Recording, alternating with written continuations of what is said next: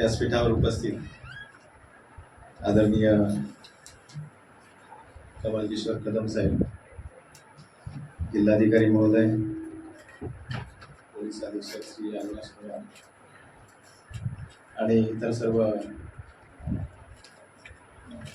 सन्माननीय व्यक्ती, आज या ठिकाणी त्यांचा सन्मान केला। असे आपापल्या क्षेत्रामध्ये उत्तुंग कामगिरी करणारे आपल्या जिल्ह्यातील सर्व नागरिक बंधूंनी 9 फेब्रुवारी 1991 मध्ये लोकपत्राची सुरुवात झाली आणि तेव्हापासून आता 36वा वर्धापन दिन आहे। या 36 वर्षामध्ये अनेक चढउतार या वर्तमानपत्राने पाहिलेले आहेत, अनुभवलेले आहेत आणि त्या सर्व समस्यांचा सामना करत आज एवढी वर्ष एका निष्ठेने, एका जबाबदारीने या वर्तमानपत्राने आपली वाटचाल सुरू ठेवलेली आहे। मला नेहमी कुतूहल वाटतं, अलीकडच्या काळामध्ये वृत्तपत्र चालू ठेवणं म्हणजे सुरू करणं सोपं आहे, परंतु ते चालू ठेवणं मला असं वाटतं की ही अतिशय जिकिरीची बाब झालेली आहे। कारण अलीकडच्या काळामध्ये वाचकांचे सगळे संदर्भ बदललेले आहेत।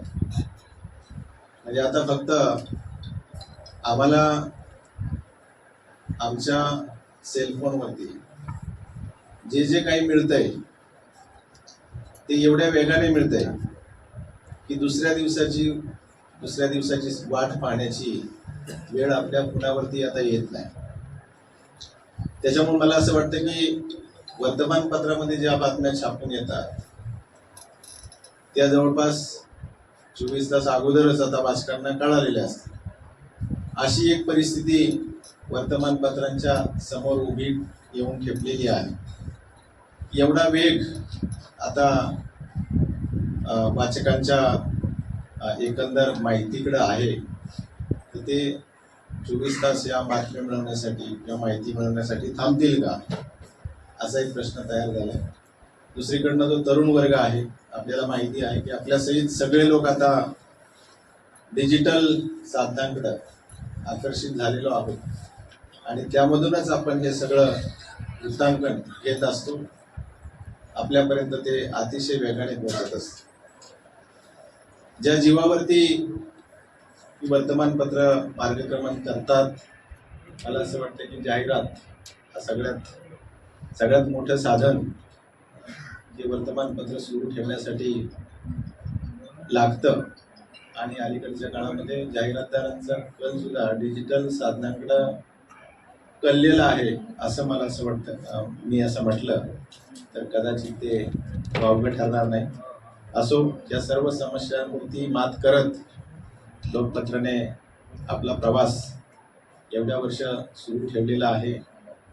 अजूनही पुढं याच्यामध्ये उत्तरोत्तर मार्ग काढून ते आपला प्रवास सुरूच ठेवणार आहेत।